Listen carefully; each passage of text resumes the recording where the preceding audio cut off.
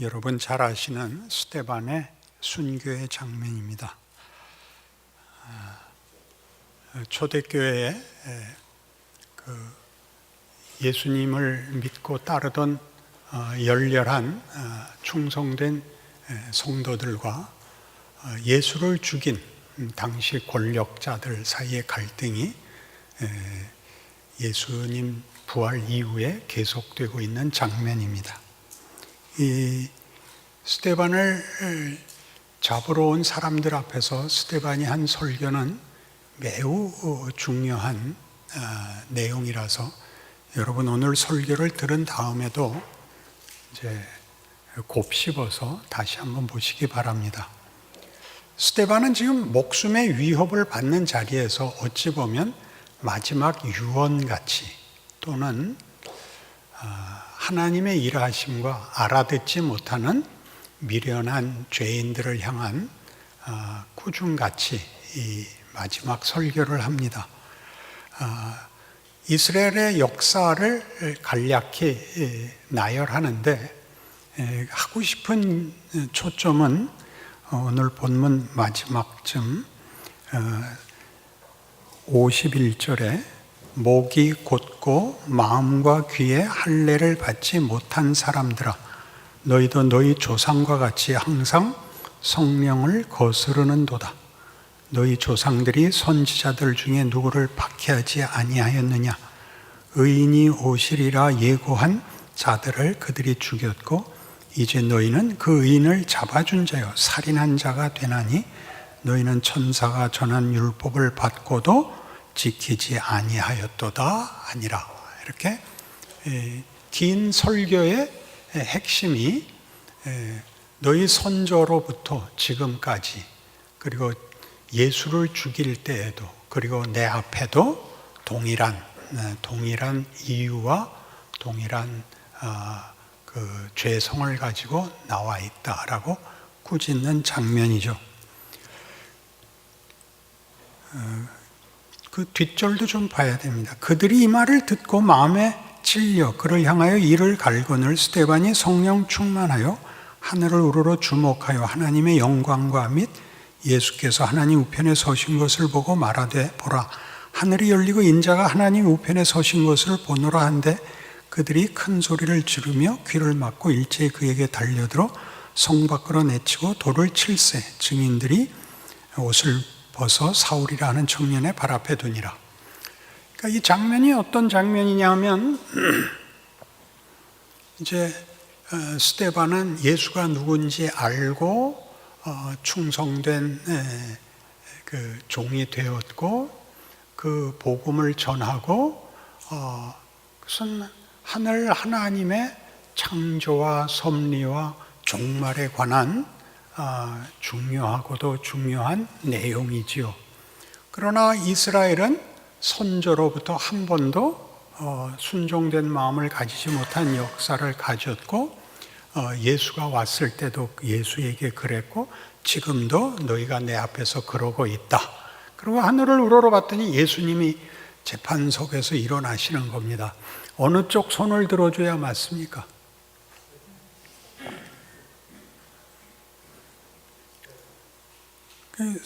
말하자면 우리의 이해로 얘기를 하자면 스데반이 자신 있게 하늘을 우러러 봤겠죠. 그랬더니 예수님이 네가 죽어라.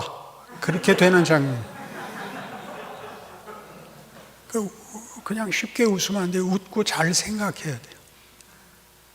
이 대목을 우리는 어떻게 우겼느냐 하면 스데반은 스데반의 일하고 바울은 바울의 일 했는데 근데 스데반이 옳지만 여기서 순교를 당한 것이 성경의 역사적 증언이니까 갈등 없이 지나가 버렸죠. 그러니까 순교를 해야 되고 이렇게 열심히 해야 되고 바울은 저거 나쁜 놈이다 그러려고 보니까 이제 바울이 또 대사도가 된단 말이죠. 여기서 엉켜야죠. 당연히. 여러분은 스데반이었다가 바울이었다 그러지 않나요? 좋은 쪽에만 갖다 대죠. 스데반은 얼마나 억울하며 바울은 또 얼마나 한심해요. 그게 어떻게 성경에 엮여서 우리한테까지 이 복음이 하나님의 일하심이 계속되고 있느냐를 우리로 하여금 이해하게 만들어야죠. 왜냐하면 여러분이 스데반이었는데 보상받지 못한 일도 얼마든지 있고, 바울같이 한심하게 놀았는데 합신해서 붙여주고, 말도 안 되는 거죠. 내가 면접을 봤으면 다 죽여버렸을 텐데. 생각을 해봐요. 이런 일이 성경에도 있고 우리에게도 일어나고, 우리에게 일어난 일이 말이 안 되는데 성경에 있다는 사실이 우리에게 안심이 되고 소망을 갖게 만들어야죠. 근데 이런 일을 여러분은 다 억울한 때밖에는 적용을 못 하잖아요. 하나님은 아실 거야. 하나님은 아실 거야 그러고 쳐다봤다가 네가 죽어, 일로 와. 이게 아니, 하나님, 예수님, 이게 뭐 하는 일입니까? 그랬을 거 아니에요, 스데반이. 내가 오늘 설교하려니까 어젯밤에 스데반이 와서 그러더라고요. 이 부분 오해 없이 잘 전해달라. 그래서 스데반이 한 설교에 특별히 모세가 이렇게 언급되는 이유와 그 목이 곧고 어떻게 돼 있어요? 목이 곧고 마음과 귀에 할례를 받지 못한 사람들아, 너희도 너희 조상과 같이 항상 성령을 거스른도다 라고 저주하고 꾸중하는 그 바울이 스데반으로부터 안수를 받는 꼴이 됐잖아요. 안 그래요? 이게 거룩하고 순종적이고 감동적인 안수가 아니라 이렇게 저주를 퍼붓고, 너는 종자가 그런 종자야. 너희 집안에서 쓸만한 게 나올 리가 없어. 안수가 된 거예요. 말하자면 성경이 이런 얘기들을 얼마든지 해서 수사법으로, 역설이라는 것은 성경이 처음 얘기한 거예요. 역설이라는 것을 세상은 몰랐어요. 세상은 잘못하면 망하는 거였는데 성경은 잘못한 게 잘한 것보다 더 큰 결과를 만들기도 한다고 얘기해요. 하나님이 원하시면이죠. 그래서 왜 모세 얘기를 꺼내느냐 하면, 모세는 40세, 그렇죠? 그 23절에 나이가 40이 되매 그 형제 이스라엘 자손을 돌볼 생각이 나더라, 이렇게 돼요. 그러니까 왜 40세를 이렇게 강조해야 되냐면, 모세는 출생의 비밀을 가진 사람이잖아요. 다리 밑에서 주워왔는지, 고아원에서 데려왔는지, 친부모가 누군지 나중에 조금씩 알게 되면서 갈등을 겪었을 거 아니에요. 이대로 바로의 왕자로 살 것인지, 내 동포를 돌아봐야 되는지 라는 갈등을 겪어서 40이 그냥 40이 아니라 죽었다 살았다를 반복한 40에 결국 나는 내 동족편을 들겠다 라고 본인으로서는 결심할 수 없는 결심을 하고 나섰다가 어떻게 됐다고요? 너희들 왜 형제끼리 싸우냐니까. 야, 네가 뭔데 우리한테 와서 이래라 저래라 해? 너 배부르고 등 따시니까 아무데나 나와서 삿대질이야 이 새끼야, 이렇게 돼갖고 이제 자기가 편을 이쪽을 들었는데 이쪽이 안 받으니까 바로 편에 설 수도 없고 물릴 수도 없고 이쪽에서도 말 안 듣고 미디안으로 갔죠. 미디안은 당시에 아무 쪽에도 속하지 않은 버려진 곳이죠. 거기 가서 얼마가 있어요? 40년을 또 있어요. 40년이 참해. 그 40년을 어떻게 보냈을 것 같아요? 넋이 빠져서 살았다고요. 그가 그의 아들 이름을 게르솜이라고 짓는데, 게르솜이라는 이방 나그네라는 뜻이에요. 우리나라 표현은 이거예요. 낙동강 오리알. 이게 무슨 말인지 아시죠? 강물에 떠내려가면, 어미 없는데 알이 떠내려가면 끝장이에요. 부화를 할 수도 없고, 부화돼서 새끼가 나와도 보호할 자가 없어요. 자기 아들 이름을 게르솜이라고 지었고, 나중에 하나님 만나고 그가 애굽으로 내려가다가 그때 하나님이 덤벼든 것 같이 자식한테 할례도 안 했어요. 그렇게 낭망하고 절망하고 어쩔 줄 모르고 살았다고요. 그래서 출애굽 3장에서 하나님이 모세를 만났을 때 하나님이 이렇게 얘기하시거든요. 나는 너희 조상의 하나님이 아브라함의 하나님, 이삭의 하나님, 야곱의 하나님이다.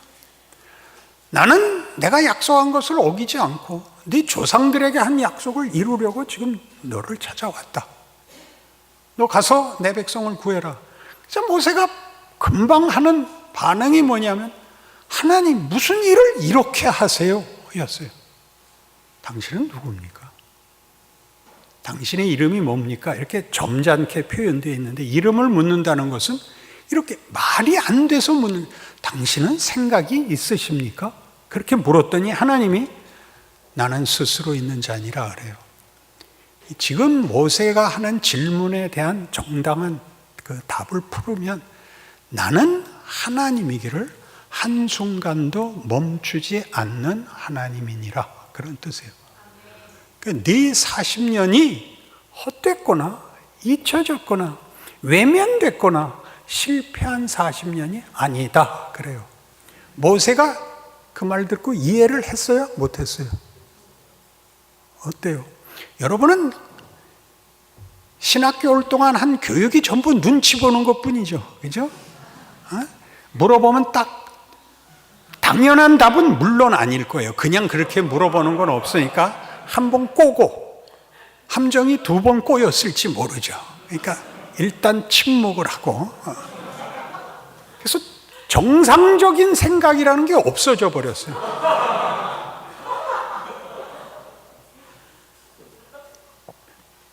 그래서 모세는 내려와서 이제 처음 바로를 만나고 그 벽돌 굽는 거, 우리 광야에 가서 우리 하나님 섬겨야겠다 그러더라. 바로가 짚을 주지 말고 벽돌을 궈라. 그러자 이스라엘 백성들이 원망하고 모세가 하나님 앞에 와서 원망해요. 그거 봐요. 내가 안 온다 그랬잖아요. 무슨 일을 이렇게 시키세요? 돌아가라. 그래서 그때부터 이제 10가지 재앙이 일어나죠. 10가지 재앙으로 바로가 회개하지 않아요. 모세가 회개해요. 홍해 앞에 섰을 때 앞은 홍해고 뒤에는 애국 군사가 쫓아오는데 백성들이 또 원망하죠. 왜 우리는 데리고 와갖고, 왜 너는 지금 나타나갖고 쓸데없는 짓을 해서 여기 와서 죽게 하냐. 그때 멋있는 말이에요. 너희는 가만히 서서 오늘 여호와께서 너희를 위하여 베푸시는 구원을 보라. 이 멋있는 말 하죠. 그리고 홍해를 건너요. 그리고 그 백성 데리고 나머지 40년을 살아요.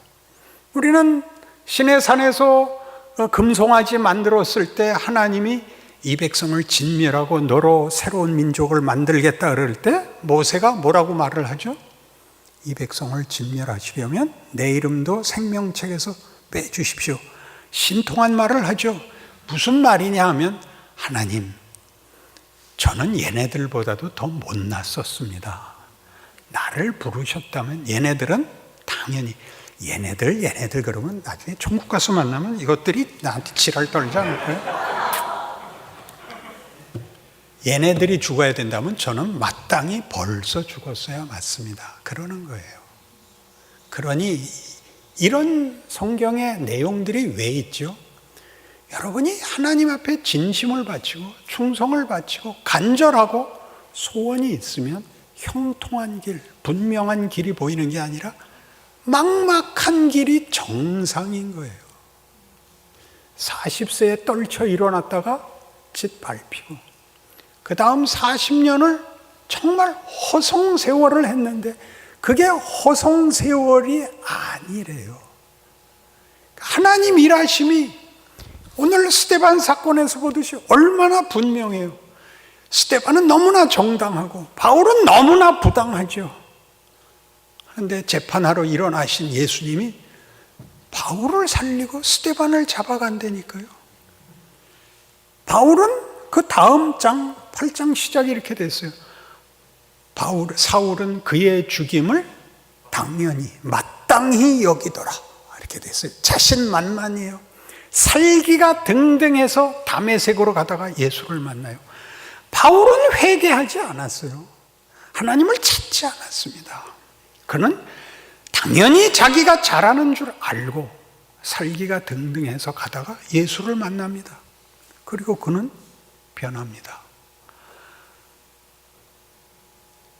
바울의 평생을 붙잡았던 중요한 경험은 자기가 죄인 중에 괴수라는 사실입니다. 갈라디아서 1장에 의하면 사도 바울의 고백이 하나님이 나를 모태로부터 정했다는 것을 알게 됩니다. 모태로부터 하나님이 그의 종을 준비했으면 초등학교를 어딜 보내야 돼요? 무슨 미션 초등학교를 보내야 될 거 아니에요? 중고등학교도 물론 그래야 되고, 그리고 대학도 그래야 되고, 그 어느 신학교를 보내야 돼요? 선택의 여지가 없잖아요. 그 모든 것도 아니고가 아니라 그것을 반대하는 입장에 서 있잖아요. 평생을. 바울의 충격이란 건 얼마나 놀라울까요? 자기가 여태껏 잘한다고 생각한 것, 하나님을 향하여 가졌던 열심이 결과적으로 뭐였다고요? 하나님을 반대했다고요. 하나님 하시는 일을 반대했다고요. 열심히 히브리인 중에 히브리인으로서, 베냐민 지파로서 할례를 받은 철저한 율법주의자로서 그가 한 일은 하나님을 모두 반대한 거예요. 사울아 네가 어찌하여 나를 핍박하느냐였는데 부르심이었어요. 그 장면에서. 그래서 바울은 뭐가 돼요? 이렇게 얘기하죠. 로마서 9장에서 내 동족, 내 백성, 내 형제들을 구원하기 위해서라면 내가 저주를 받아 그리스도에게서 끊어져도 좋다. 얼마나 굉장한 거예요. 얼마나 치열한가, 진심인가, 그런 추상명사로 갖다 붙이지 말고 바울은 뭘 하는 거예요? 나 같은 것이 사도가 될 수 있었다면 저쯤은 대대사도가 돼야 맞다. 하나님의 은혜의 깊이와 크기를 알게 되죠. 이런 성경의 기록들이 왜 필요하다고요? 그가 그의 사람들을 준비시키실 때 우리가 볼 때 납득할 수 없는 경우와 시간을 요구하신다고요. 뭐가 맞는지 모를 시간.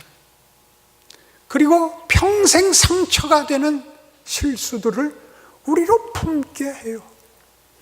사도 바울이 그렇게 얘기할 수 있는 가장 큰 이유는 자기는 스데반을 죽인 사람이잖아요. 누구를 흉복했어요? 누구를? 아마 그래서 바울은 충성되게 살았을 거예요. 어려운 일을 당할 때마다 나는 그때 죽었어야 맞다. 이렇게 귀한 직분을 맡겼으니 내가 무엇을 더 아끼며 무엇을 내가 변명하며 무엇을 내가 원망하리요 라는 마음이 들었겠죠. 그게 인간에게 허락한 하나님의 커다란 특권입니다. 우리를 납득시키는 것, 우리를 항복시키는 것, 우리로 경험하여 우리로 하여금 무엇이 명예고 무엇이 복이고 무엇이 위대한 것인가를 납득시켜서 인도하시지, 능력이라는 이름, 명분이라는 이름으로 기계화시키지 않습니다. 왜 아멘 안 하세요? 지금 자기 꼬라지인데 딱 여러분 때 아닌가요?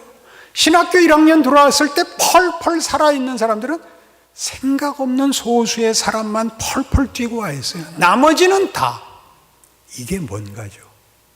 어디를 가도 다 길이 막히고 스스로도 한심해서 죽기를 바라는데 죽여주지도 않았어.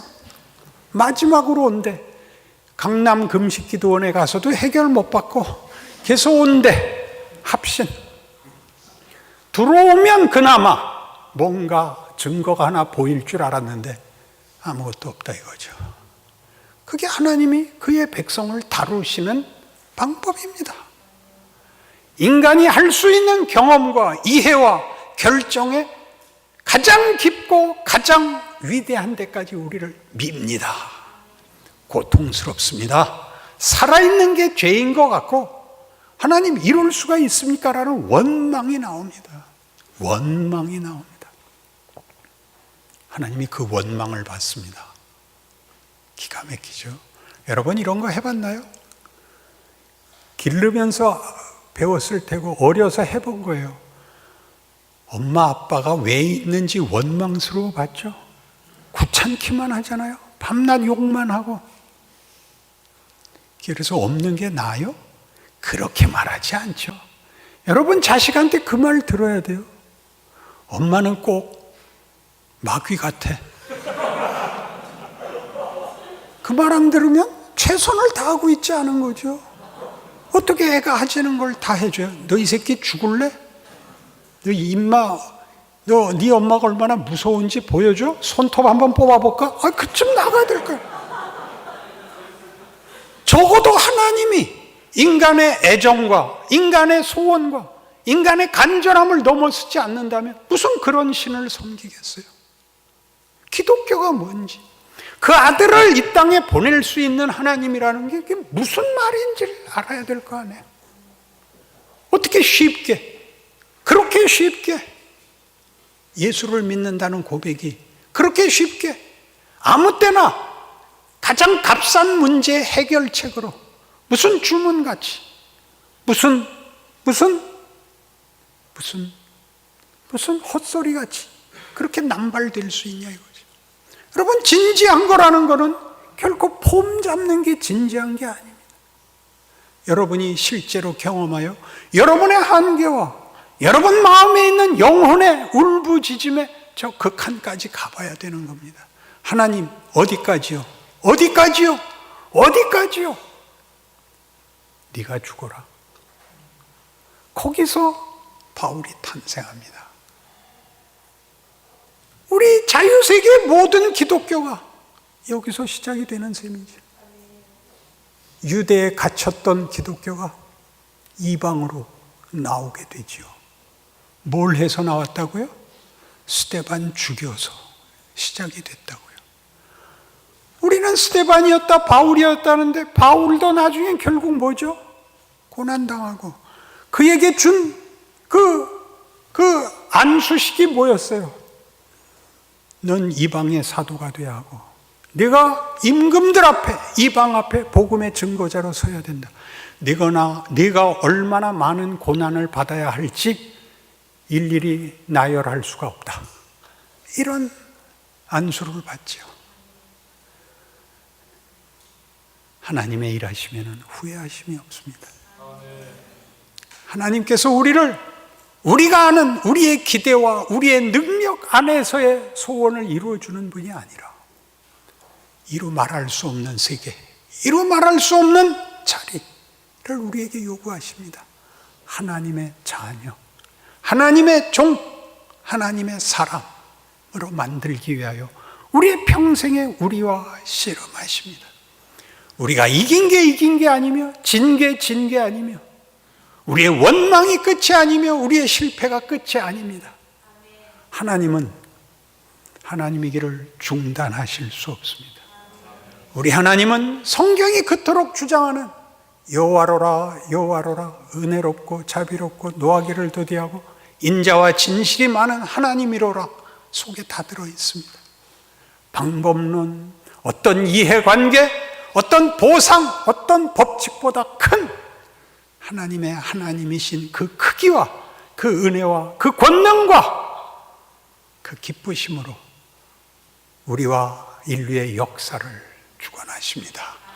우리와 함께 종말을 만들자고 하나님의 천국을 만들자고 여러분을 지명하여 불렀고 이 자리에 앉혔고 매일 씨름하십니다. 여러분은 울 수도 있고 웃을 수도 있고 원망할 수도 있습니다. 시도 때도 없이 웃는 놈은 미친놈입니다. 울어야 될 때 울고 원망해야 될 때 원망하고 갈 때까지 가는 거기 하나님이 여러분을 쉬운 길 승용차에 태워 데려가는 것이 아니라 여러분을 닥달하여 여러분과 씨름하여 여러분을 만드시는 일에 하나님이 눈물을 흘리며 땀 흘리며 한숨 쉬시며 일하고 있는 나날들이라는 것을 아는 것, 하나님의 일하심에 대한 이해며 믿음을 동원해야 되는 시간인 것입니다. 이 시간이 헛되지 않다. 이것이 나를 만든다. 오늘 나의 실패가 운명이 아니다. 이것이 다 합력하여 선을 이룬다. 이렇게 믿는 것입니다. 그때 믿음은 기다리는 겁니다. 기다리는 겁니다. 넋이 빠져서 기다리는 겁니다. 그런 날들이 모세를 만들고 바울을 만들었다면 우리도 만들 것을 믿는 것입니다. 거기에 실력이 늘면 우리 얼굴에 보다 넉넉한 표정과 웃음과 믿음의 두께가 쌓일 것입니다. 참다운 기쁨과 감사가 여러분들의 공부하는 시간 내 일찍 경험되면 제일 좋겠고, 앞서고 뒤서고는 있겠지만 결국 우리 모두의 인생을 납득시키고 항복시킬 것이라는 사실에 있어서는 누가 먼저고 누가 나중이고와 상관없는 하나님의 일하심을 우리 모두가 함께 나눈다고 가지는 이 학교에서의 훈련의 시간들이기를, 여러분의 인생에서의 시간들이기를, 매 순간 하나님이 기적을 만들기 위하여 오늘 나를 흔들었다고 아시는 나날들이 되시기를, 그리고 결과를 하나씩 깨달을 때마다 저한테 와서 보고하시기를 기도하십시다. 하나님 아버지, 우리가 이해할 수 없는 길을 걷는 이유는 하나님의 목표와 뜻하심이 깊고 큰 탓입니다.